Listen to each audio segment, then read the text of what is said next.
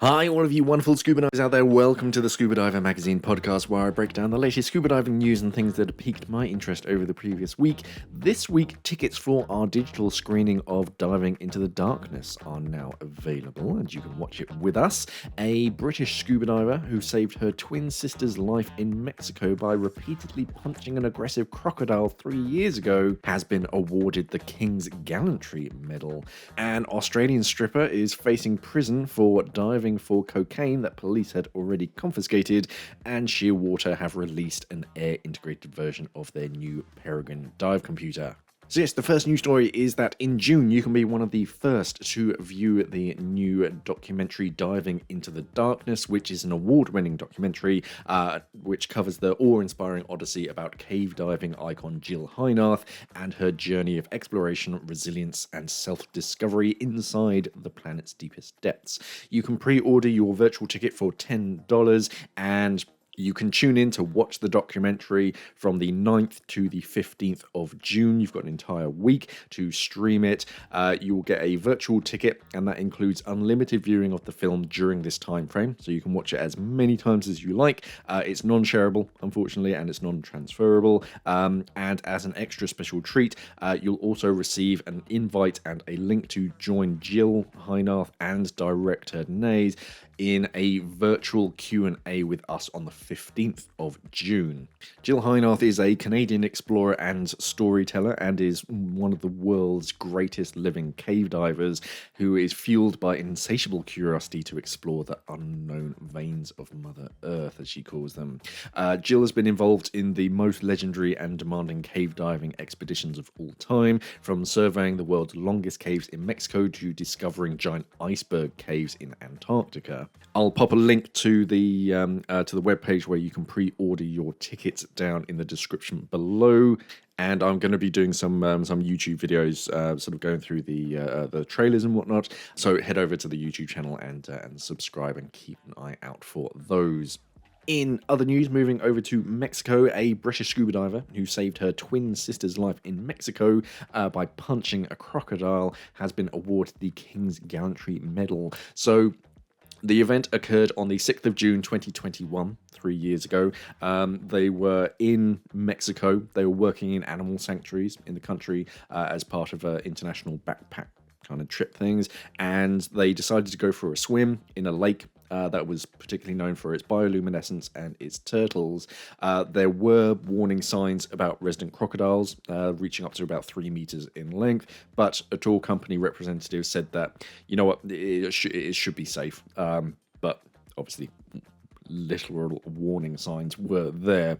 While they were swimming, one of the sisters was attacked by a crocodile, and it kept kind of trying to drag her under the water. But her twin sister managed to keep her head above the water and then tow her back to safety.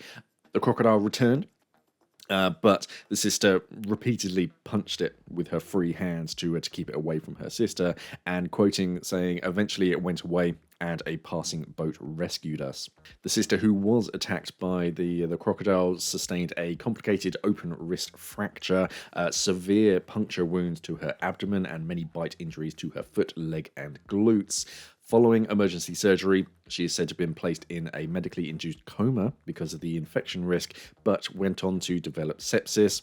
3 years on, Melissa is now said to have almost completely recovered physically, but both she and Georgia still suffer from symptoms linked to PTSD. Georgia is a hospitality specialist and a dive master from Sandhurst in Berkshire, who had already earlier been awarded a silver medal by the Royal Humane Society by Princess Alexandra for her bravery during the incident.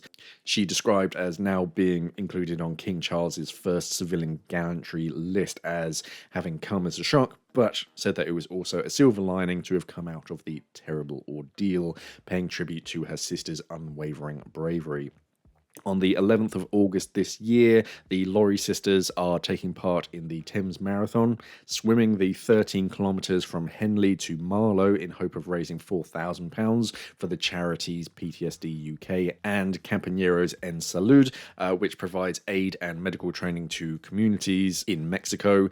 They are already well on their way to the target, so far raising more than £2,500. An Australian scuba diver caught trying to find what he thought was smuggled cocaine on the hull of a container ship docked in New Zealand was imprisoned for 50 months earlier this year and has just had his plea for parole turned down. So this is Matthew Hodder, who's 33, had not realised that the narcotics he had come to retrieve had already been picked up by US police divers long before the ship left, while the ship was still in Philadelphia, or that he and his accomplice had been under surveillance ever since arriving in New Zealand. Hodder from Melbourne was sentenced to 4 years and 2 months in prison after pleading guilty to conspiracy to import the Class A drug, for which the maximum penalty is 14 years imprisonment. His Portuguese associate has yet to be sentenced. So in September 2022, Hodder had been paid 50,000 New Zealand dollars, which is about £24,000, to retrieve 2 duffel bags containing 91 kilograms of cocaine from the hull of the 254-metre-long Spirit of Auckland while it was docked in Port Chalmers near Dunedin. US police had informed New Zealand police after secretly removing the drugs the previous month, and the ship was already being watched when it reached Port Chalmers via Melbourne. Its crew were not suspected of knowing about the drug smuggling attempt. Hodder and his associate had flown from Australia to New Zealand and driven a rental vehicle to a hotel in the area on the 13th of September. On the 15th and 16th of September, they had gone out buying dive equipment at various diving shops, spending around 4,000 New Zealand dollars at one of them.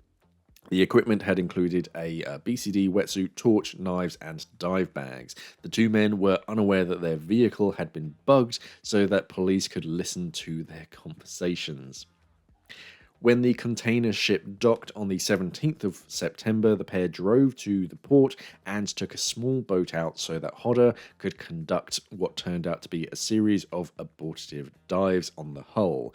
On the second day, they stopped diving after being challenged by officials and were later heard requesting the overseas-based importers to send them a video showing exactly where the cocaine was supposed to be stashed. He's obviously going down looking for it, can't find it because the US police have already taken it out, aborting the dive, and now of course they're getting frustrated because they can't find it, and container ships are quite large. The men had decided to return for breakfast before attempting to dive again, but the police had heard enough and they arrested them at that point. After the conviction, an appeal for parole was made. That's pretty standard. The board, hearing that Hodder had no previous criminal convictions in New Zealand or Australia, though he was wanted on multiple motoring charges, he was said to have had a drinking problem that had arisen following the collapse of his roofing business and had been supporting himself by working as a stripper under the name Matty Thunder. His lawyer had argued that he should be returned to Australia to attend residential rehabilitation, but the parole board said that he was already slated to undergo a 6-month treatment program whilst in prison in Christchurch and rejected the request. So yeah, in big ships, especially container ships, there are these special areas that you can access from the water. They're usually grated off and locked up, but they can be a convenient place to kind of like store things if you're trying to do something shady. People have obviously been doing it for years, so the authorities are well aware and they do obviously check them. So yeah, just no, if you're trying to transport your drugs, no, you're going to have to find a cleverer way. And if someone pays you to dive down and get a anonymous duffel bag from one of these spots on the hull of a ship, no, just turn them down. It's not worth it. And also, Shearwater Research have cemented their inexorable hold on the dive computer market with the launch of the air-integrated version of their best-selling Peregrine wrist-mounted dive computer, the Peregrine TX. So I first heard about this probably about a week or two ago. That I was being sent a sample unit, or well, no, when I first heard about it, I was told that that Shearwater had something new that was coming out, and they were sending it to me to do an unboxing and a quick play with it. And I had a quick think through their existing range, and the only thing that I could think of was an air integrated Peregrine, because that was the one thing that was kind of missing from their range. The Peregrine is a recreational dive computer. Shearwater have always been a very popular dive computer manufacturer for more technical divers. So they had their petrol. Well, they had lots beforehand, but their lineup as of a few years ago was the petrol, the Perdix, and they got the Nerd and a whole bunch of others. But they never really had anything for the recreational diving market. So they brought out the Peregrine computer, which was a kind of a recreational version of the Perdix. It was smaller. It's still a large screen, color screen as well, but it had all the technical diving like trimix stuff removed from it, and people loved it. It was a fantastic dive computer. I love it. And the one downside is that it didn't have wireless air integration, which didn't really make that much sense, because it's quite a standard feature nowadays, and people were kind of surprised. Shearwater have their own transmitters as well with the Swift, and they usually work with pelagic transmitters like Aqualung and whatnot.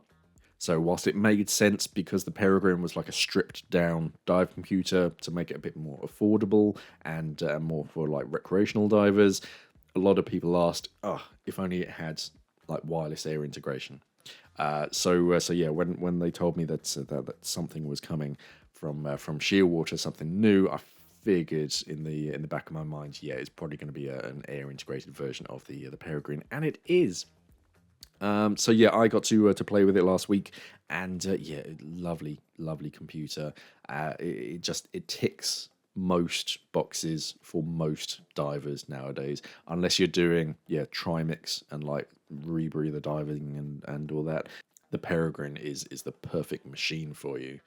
It kind of makes sense as well because they brought out the Turn, which is a watch. It's kind of a watch-sized version of the Peregrine, if that makes sense. So in like all four corners for technical diving, they've got a large screen dive computer in like the Perdix or the Petrol. If you want a small watch-sized version, you've got the Terric, and then for recreational diving, you've got the large screen Peregrine, and you've got the small watch-sized Turn, but you also have the Turn TX, which is a transmitter, wireless air integrated dive computer, and that kind of gave you the choice.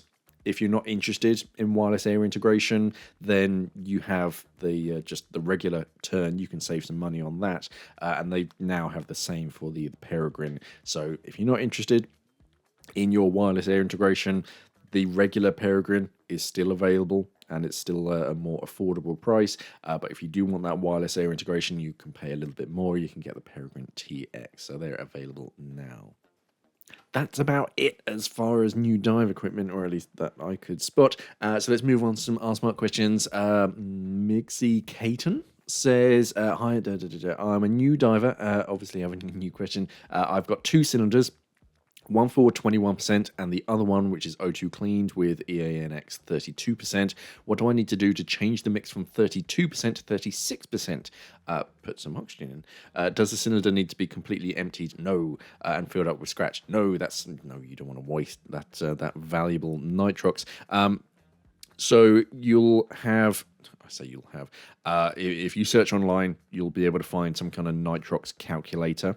So I have one on my phone at all times, and you basically you type in the volume of the cylinder, the current pressure of the cylinder, and the current O2 percentage of what's inside of that cylinder. So you've got 32%. And then you type in what you want that to be. So you can say, yeah, obviously it's the same cylinder, so the volume stays the same, but I want to charge it up to 232 bar or 3400 psi, whatever it is.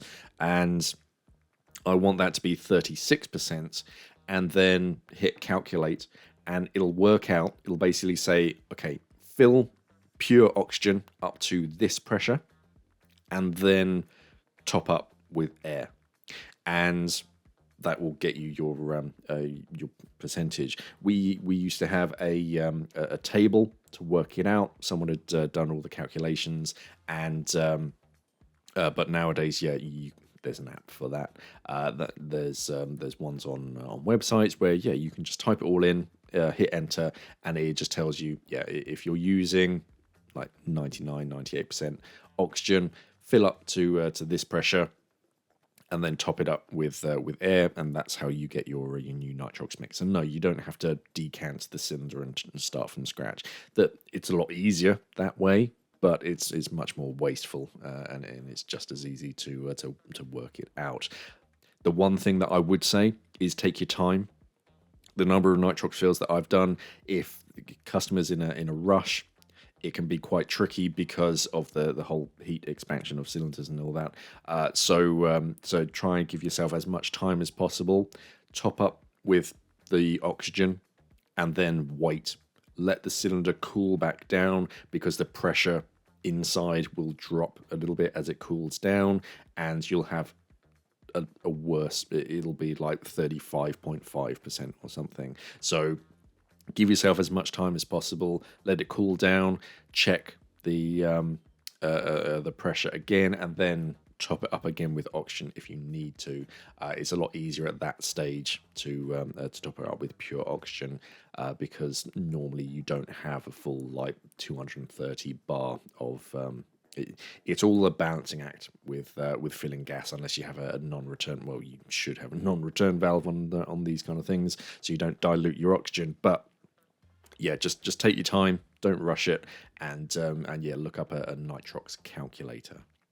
Emily ZA460 says, I was hoping you could help me understand the interchangeability of a DSMB and a simple SMB if I only plan to use it when I deploy it during my safety stops at 5 meters.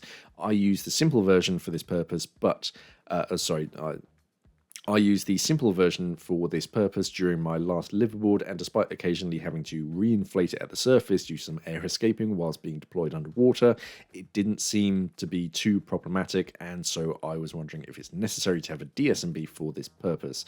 The issue for me is that somehow I tend to end up misplacing my SMB quite often, and so the price difference between the two makes it more of an acceptable loss when it's replacing the SMB regularly rather than the DSMB at double the cost. So I think there's a little bit of terminology, not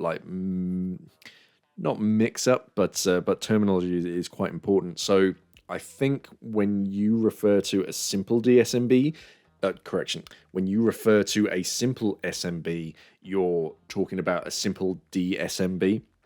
So the difference between an SMB and a DSMB is a surface marker buoy, or an SMB, is quite a broad term, but technically when we're talking about it in these kind of aspects, it's a buoy that you inflate at the beginning of the dive and you tow behind you throughout the entire dive. It's like holding onto a balloon. A DSMB is a delayed surface marker buoy, so that comes down with you deflated in a pocket or clipped off to a D-ring, and then sometime during the dive you inflate it with gas and it shoots up to the surface attached onto a reel. So I think you're talking about a more basic DSMB compared to a fancy DSMB with valves and things. Like my DSMB is what I call a closed cell DSMB, and it has an oral inflate valve that you can inflate either by blowing into it or by attaching a low pressure inflator hose like the one that attaches to your low pressure inflator for your BCD. With a more basic SMB, they're open-ended, a bit like a long sock basically, and you use a second stage or the exhaust from your primary to inflate it from underneath, and then that shoots up to the surface. The downside to these are that if it flops over on the surface, then the air can escape. So it's always important to just pull a little bit of tension on that line to keep it upright. But you're asking basically, is it worth getting a fancy DSMB? Not really. I'd be perfectly fine using a regular SMB that just is cheap and it gets the job done. Like with so many things in life, it is nice to have the fancier version with bells and whistles and things.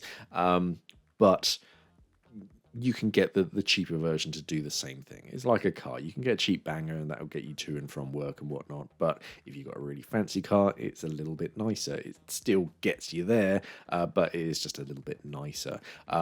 But if all I had was a basic one, then yeah, that's perfectly fine. And if you are misplacing things, then yeah, I'd be worried about misplacing a more expensive DSMB. So it's up to you. You dive your dive with your equipment.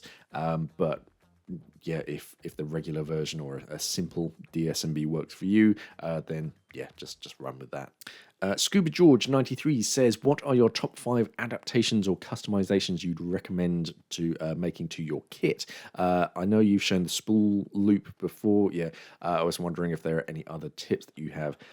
So the first one is that the loop on the spool. So when you get a new finger spool, they first of all, they're typically overspun. They got too much line on them, so you can't access the holes on the side. So I usually take a few meters of line off, try to measure it so that you know exactly how long your spool is. For obvious reasons, you don't want to deploy it deeper, or you don't want to send a DSMB up deeper than your spool is long. Otherwise, that will just get snatched out of your hand.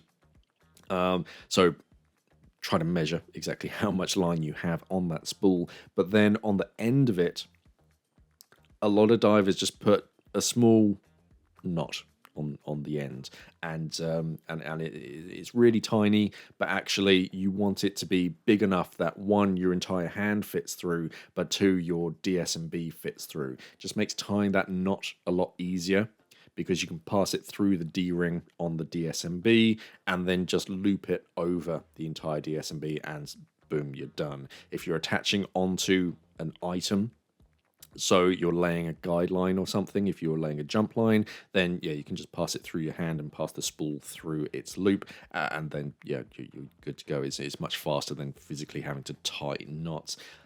And I also try to tie a little like a grab section so that you can pull it out if you're using gloved hands.